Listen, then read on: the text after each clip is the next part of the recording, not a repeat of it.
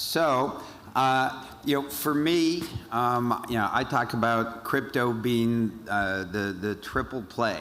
It is, I'm making some money, I'm having some fun, and most importantly, I really believe I'm making the world a better place. So I'm looking forward to our next chat.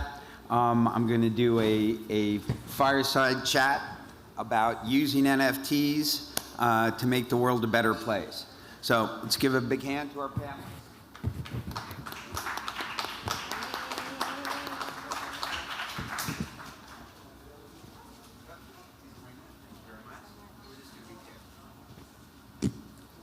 Wow, we got down to 2 people really quick. Yes, and I'm not sure how long I'm going to be here, so. Yeah, we were supposed to have a lot more people on our panel tonight, and unfortunately. All right, and here we see. All right, let's give a hand. All right. All right, hey Rob. Yay! How's it going? Want to quickly introduce yourself, and we'll get into talking about how NFTs are making the world a better place. All right, I'm Rob Richardson. I am the CEO of Disrupt.art. We are a full-scale NFT marketplace created to revolutionize art, fashion, film, and music, and specifically we focus a lot on social impact. So. Hi everybody, how are you today? It's nice to see you all. It's a quiet crowd. What's up, everybody? Let's go, let's go!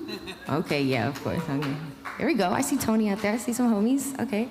My name is Elise. We only have a little bit of time, so I want to make sure we take an essence of it. My name is Elise Swopes. I am a visual storyteller specializing in a ton of different creative things, from video to iPhone photography, but I have been pretty successful in NFTs and have chosen to use my success for good. So I'm a founder of Sunrise Art Club, and I just created the first marketplace for incarcerated artists.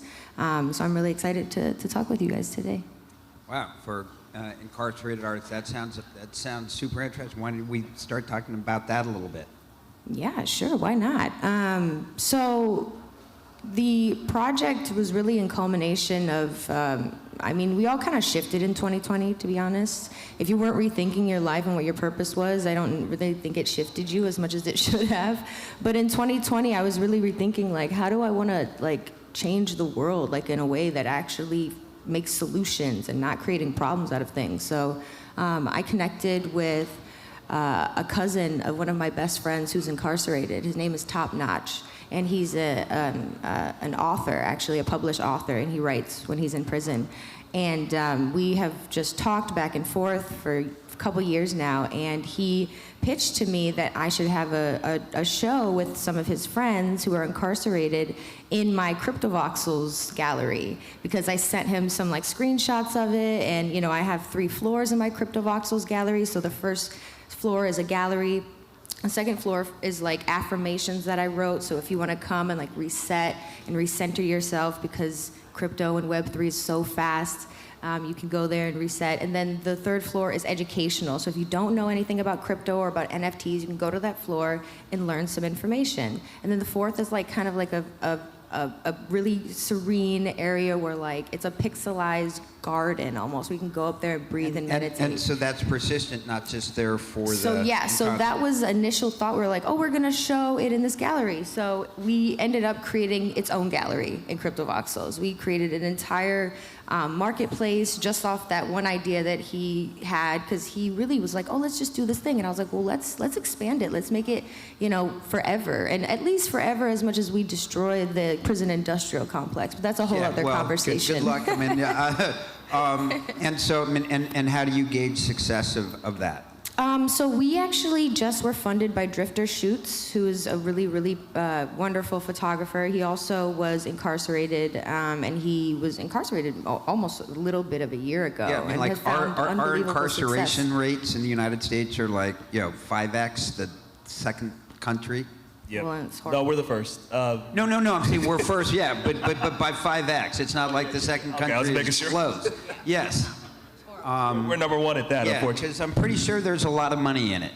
Well, there's a whole lot of money in it. Were you done, Ellie? I want to.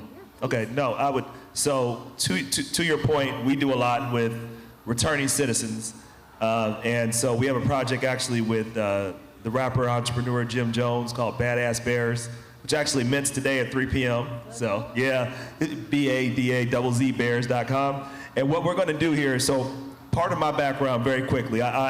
Before I got into this world of technology, I was about community organizing. I'm a lawyer, engineer, and spent a lot of my career fighting to expand access and opportunities for others.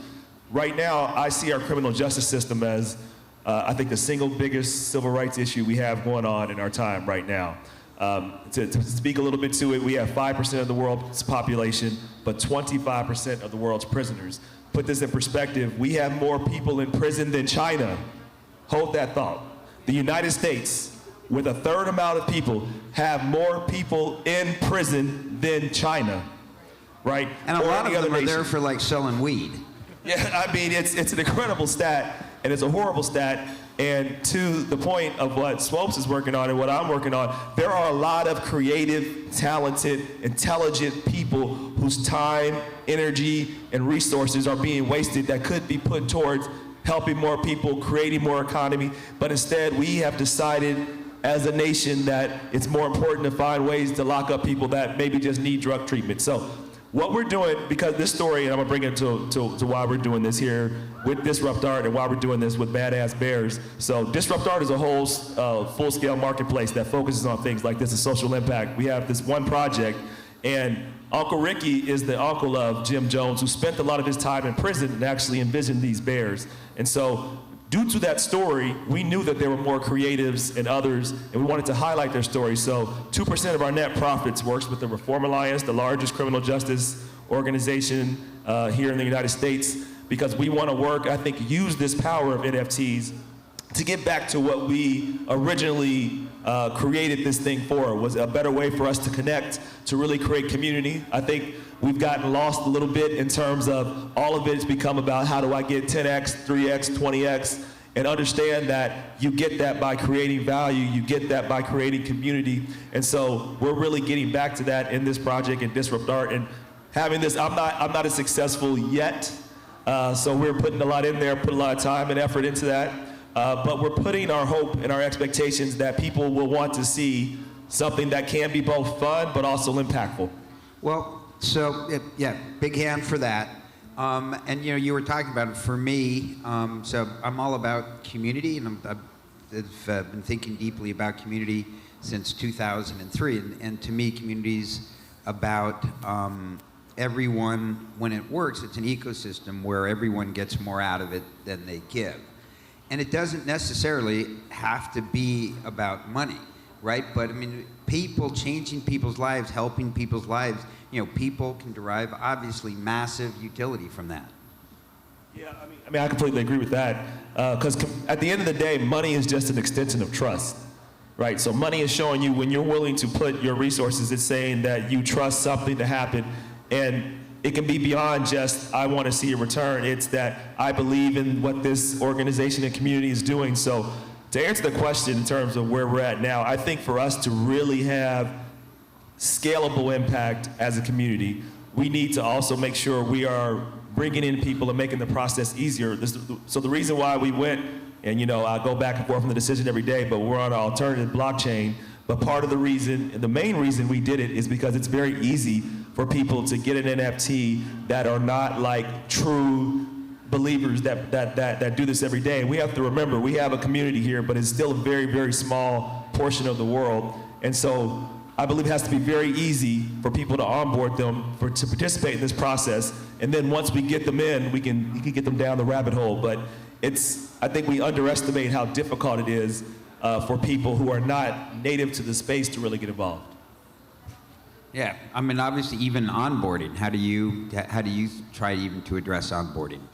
Oh man, I think, to me personally, the problem isn't necessarily onboarding people, because we have a lot of information. I feel like the issue is keeping people in spaces and really making them feel represented, making them feel heard, making them feel comfortable, you know, because sometimes they don't see themselves represented in certain spaces. Sometimes they don't feel like their voice is actually heard, which is a huge issue. And so I think if we could do anything better, it's maybe not focus so much on the onboarding all the time, but it's also thinking about how can we make this a sustainable community so that people feel like they can keep coming back. Yeah, and sustainable, again, it comes back to the utility. I'm, you know, having been thinking about communities again, for like 20 years, my view is you're either kind of growing the engagement of your community. That's really, how you know that you're connecting with your community. And if you're not growing the engagement of your community is dying. I would say onboarding is the wrong word. To me, it's about, it's about accessibility. That's the word to me. There is enough information. Like, it can't be figured out. If people want to sit down and do it, there's no doubt about it.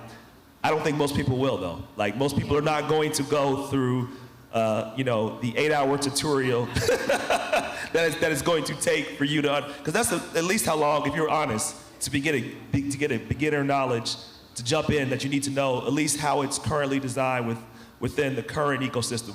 But that's the reason why, so with us, you can literally just use an email. People have an NFT and they can be onboarded.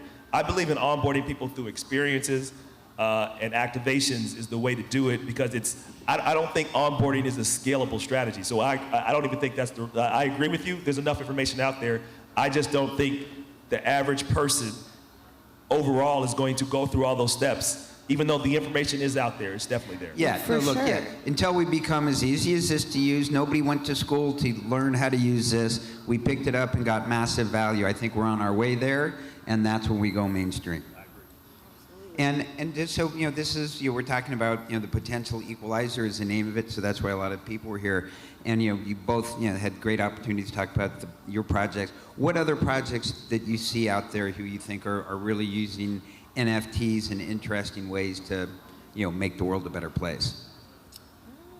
There's plenty. I'll also name drop another project that I'm working on as well called Sunrise Art Club that I'm extremely proud of. And it really is, and we just had a fun party last night. I see some familiar faces who were there last night, so I'm happy to see y'all. But it was our first event, so it was so much fun, and we celebrate women of color in this space. So we saw a problem, we saw the numbers, and we found a solution, which is these sunrise photos that I shot for 2 years straight while living in Chicago. I'm from Chicago, but I live in Brooklyn now.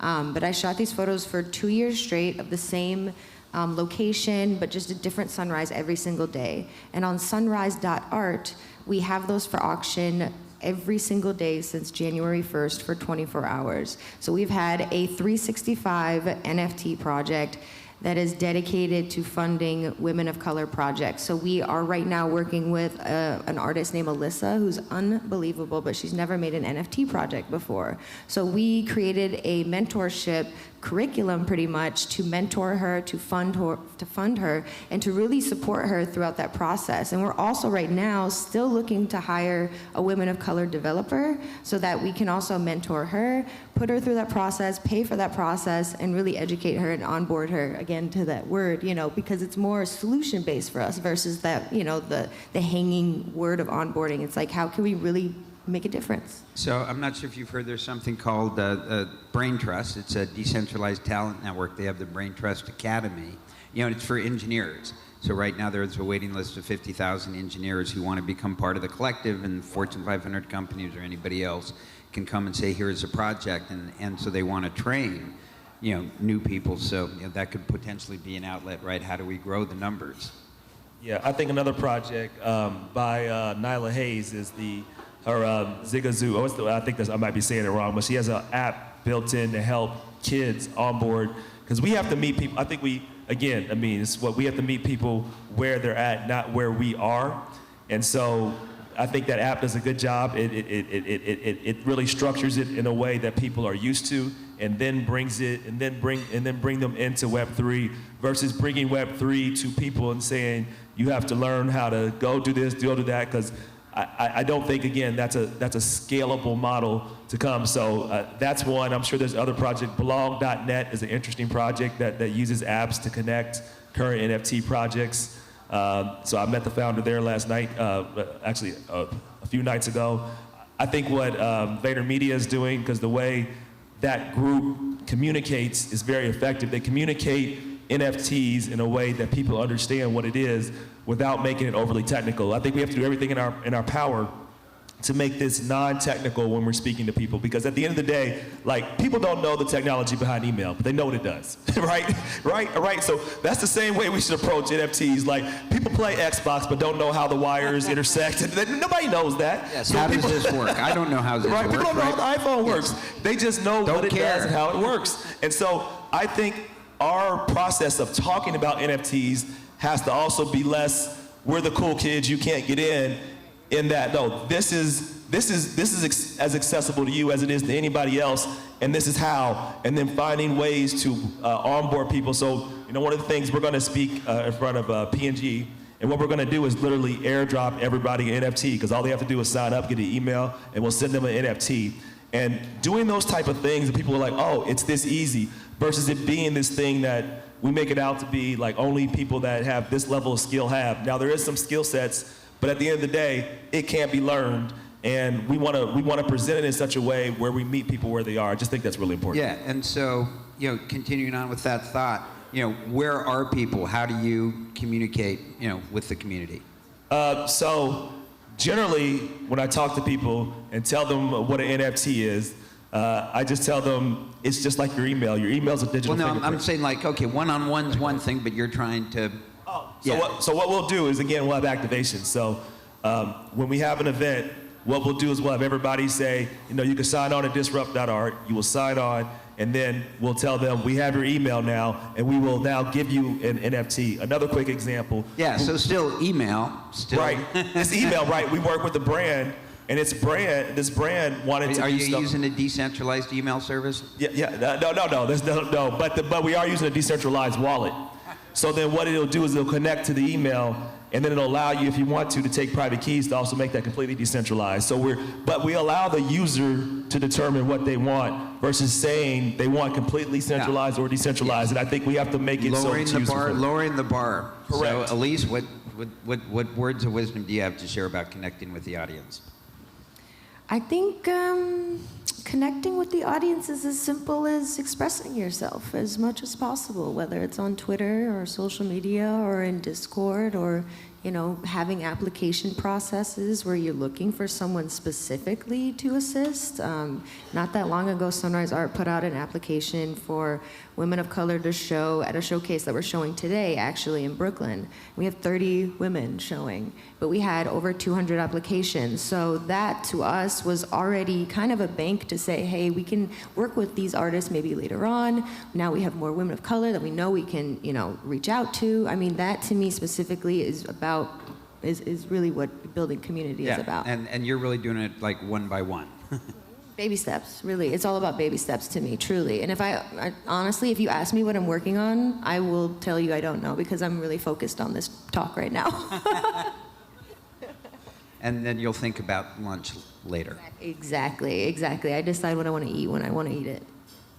And so, what's been so far your highlight of NFT.NYC, to the degree you've been going around to the different events? Man, just meeting all my new friends, all the friends that we've been talking to in Discord and our group chats, just seeing so many faces that, feel familiar and family, which is so cool. I think that's one of the coolest things and just so special and so nice. And yeah, I mean, I've learned a ton of information as well from so many people who are working on so many special things. It's not just the PFPs, but there is a lot of purpose and a lot of impact happening behind the scenes. Yeah, have you bought an NFT yet since you've been here? I have not. I have been protecting my wallet. I haven't had anything on me. Have you? We ain't playing games out here. I haven't either, so no. Yeah, but certainly learned about a lot of, super interesting, cool projects.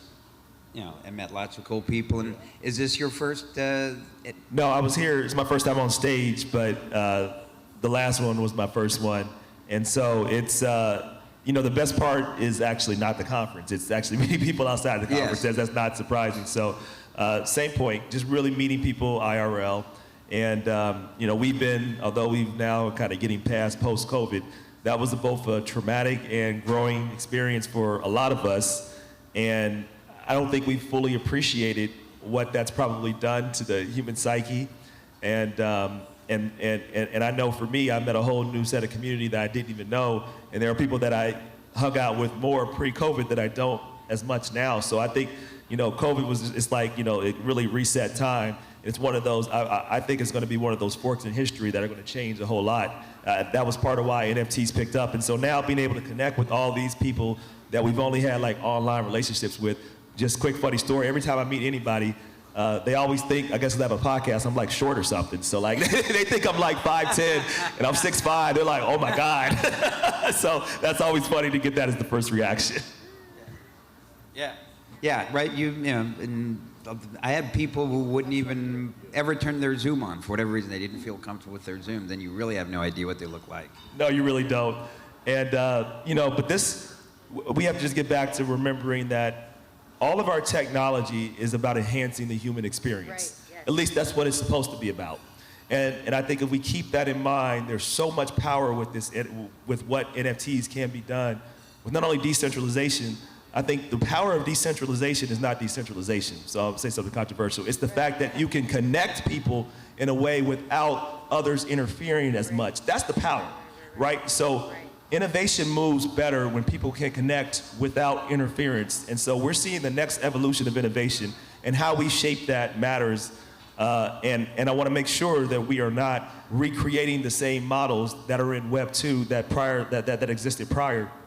And we have a lot of work to do to prevent that, because where we are right now, as we talk about social impact, it has to be, how are we making sure that we're intentional with all our decisions, including what communities we choose to participate in, who we allow in our communities, and how we spend our money. Our thought process has to be intentional, and sometimes technology can make things automatic, thinking that we're not being biased, but the truth is sometimes we can use technologies to further enhance the current biases that we don't even know we have. Sure, but and it's interesting about the government's job too, right? How much do they want to protect us theoretically, right? Versus how much freedom should we have? And in my view, obviously, what happened, with Terra Luna, 40 billion, down the toilet is horrible. But in my view, if people want to believe in the religion of Do Kwon, they should be allowed to. I have no disagreement with what you said. I mean, I think it's another reason why we want to be mindful of this space, because if things go on too much, there's too many rug pulls, there's too much just pure speculation where the bubble where it pops, then you know what's going to happen. We have to make sure that we have to build for the inclusion that we want. We have to be intentional about the process, and sometimes if we don't, then we're going to allow the government and others to try to fill a space that we should be filling. Yeah, I mean, in my view, I give a talk called 10 Thoughts on Community, which I'll give tomorrow at 10, and in my view, at the end of the day, I really believe that we are in a fucking war for the soul of the metaverse. Yeah. Between the community that's here and what I call FAMGA, Facebook, Apple, Microsoft, Google, and Amazon. And it feels epically like Star Wars, right? And we're the Alliance, and they're the Death Star. But most of the time, the Death Star wins. Most of the time, that's such a great point. This is why it's so intentional for us to build this. We have to build the space, because at the end of the day, this is another tool. The internet started off where we are right now. Like, I know you have appreciation for that, but many in the crowd may not. It started off decentralized in this place. And we're quickly moving towards that. That was the hope. That's how we got Justin Bieber, from Web 2, right? We thought, hey. So we got to wrap it up. Any last words you want to leave the folks with? I would just say we have to build for inclusion. We have to be intentional about this space, and we have to be self-aware. Like, there's a lot of us in the space that hope that we rise to this higher aspiration. I think we have a long way to go, but we can get there together. Talk about your project. Elise, you get the last word. Of course. If you want to know about our project my project that I founded, Sunrise Art Club, sunrise.art, where you can see our 24-hour 365 project, and then nightontheyard.com. That is where we will be having our incarceration marketplace for our artists. I forgot that. Okay, disrupt.art. You can find out about us, and you can Badass Bears, BADAZZ Bears.com. Appreciate All right, y'all. give him a big hand. I was like,